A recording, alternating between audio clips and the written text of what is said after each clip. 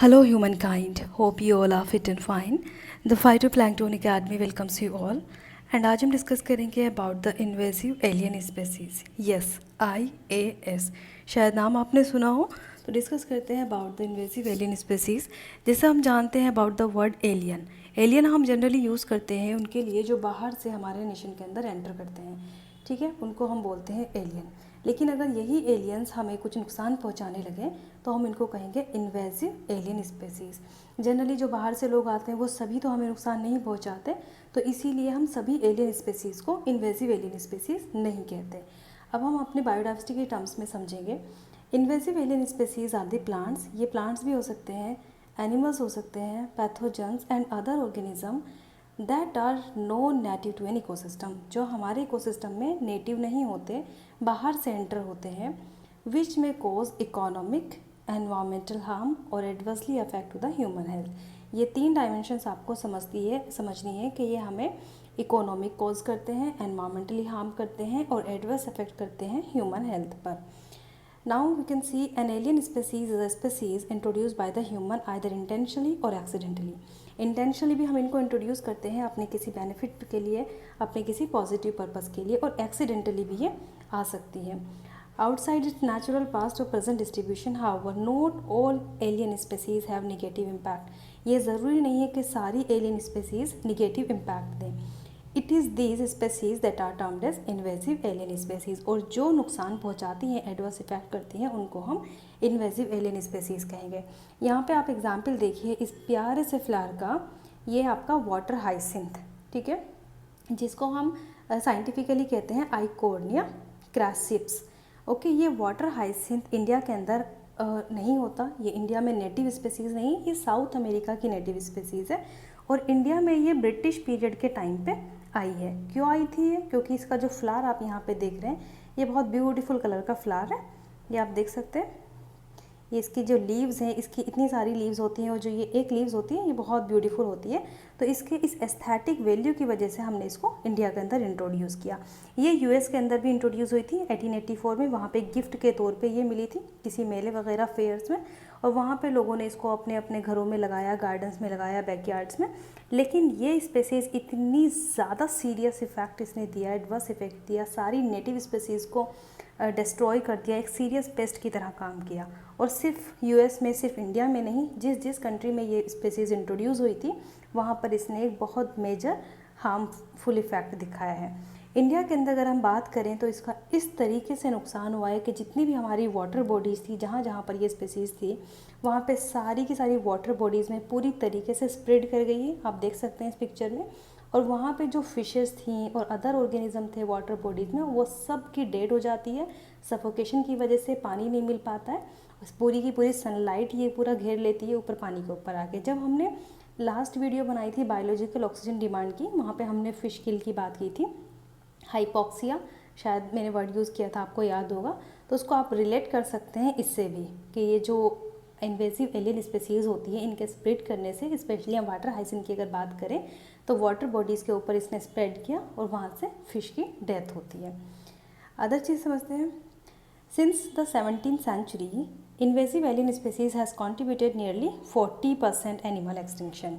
According to CBT Convention of Biological Diversity 2006 के according 17th century से अब तक जो 40% एनिमल का एक्सटिंक्शन हुआ है, उसमें मेजर रीज़न रहा है इन्वेसिव एलियन स्पेसीज़ का.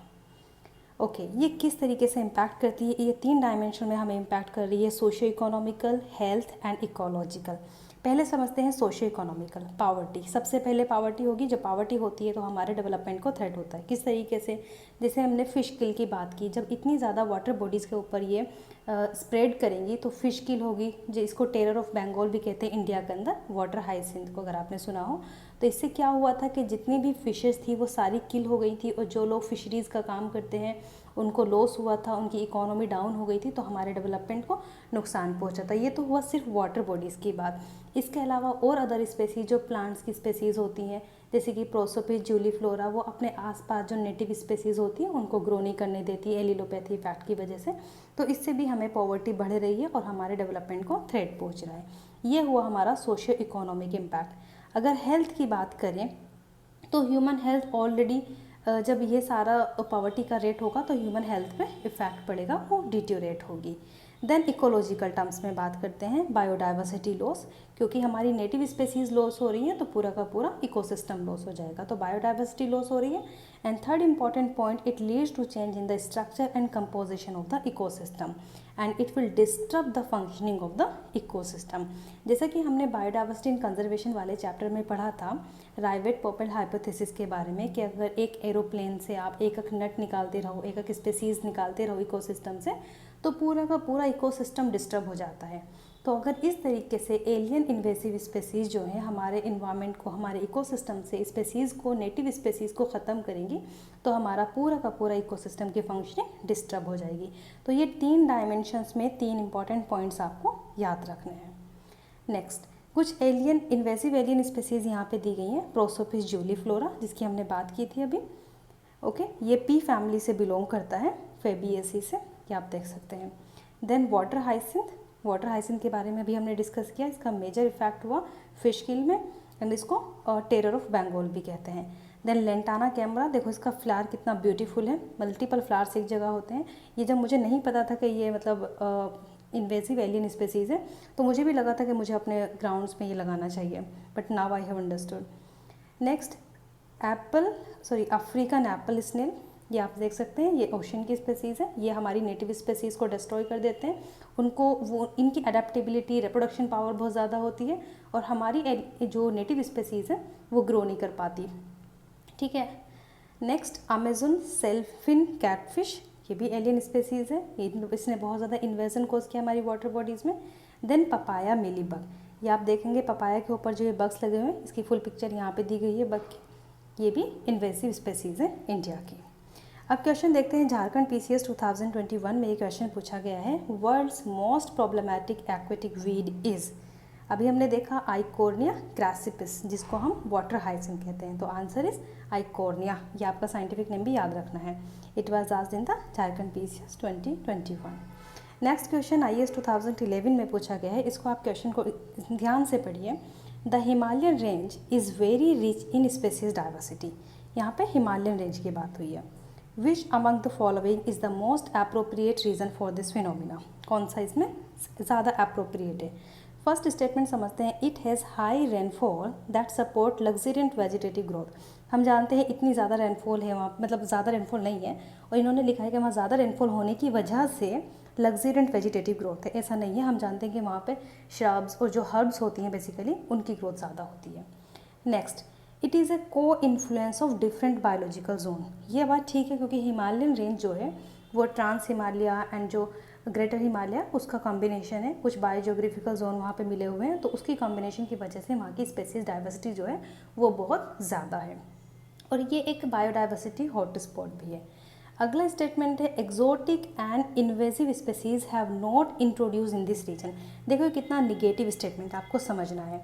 यहाँ पे ये कह रहे हैं कि हिमालयन रेंज की डाइवर्सिटी बहुत ज़्यादा है, तो इसका रीज़न ये है कि वहाँ पे इन्वेसिव स्पेसीज इंट्रोड्यूस नहीं हुई।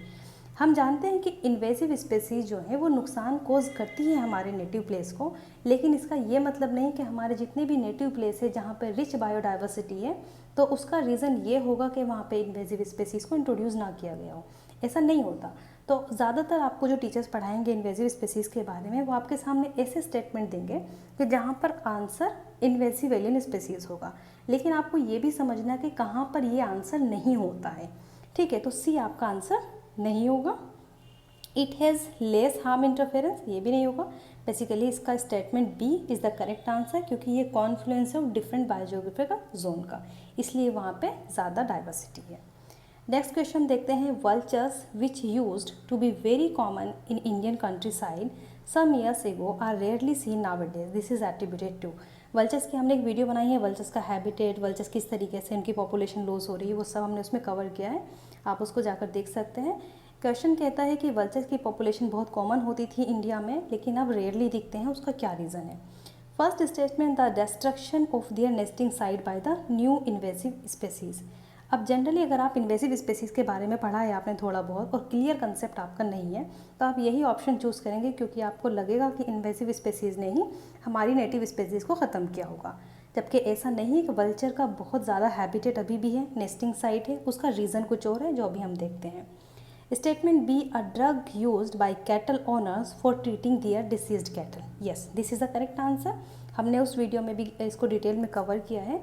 जो कैटल्स को हम एक मेडिसिन देते हैं पेन किलर की, दैट इज़ डाइक्लोफिनेक, और कैटल्स वो मेडिसिन खाने के बाद जब वो डेड हो जाते हैं तो उनका जो कार्कसेस होता है उन पे वल्चर फीड करते हैं, और वल्चर उन पे फीड करने के बाद सर्वाइव नहीं कर पाते, उनकी किडनी फेल हो जाती है, जिसकी वजह से वल्चर की पॉपुलेशन रैपिडली डिक्लाइन हुई है उस पीरियड में जब डाइक्लोफिनेक बहुत ज़्यादा यूज़ होता था कैटल्स के पेन किलर के लिए।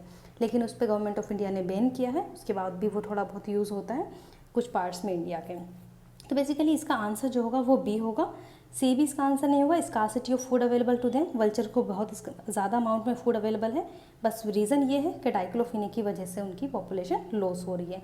और इसको वल्चर्स को प्रोटेक्ट करने के लिए, इनकी पॉपुलेशन को बढ़ाने के लिए हमने डिफरेंट प्रोग्राम्स भी स्टार्ट किए हैं गवर्नमेंट ऑफ इंडिया ने, जिसमें वल्चर रेस्टोरेंट भी आता है, वल्चर ब्रीडिंग सेंटर भी है।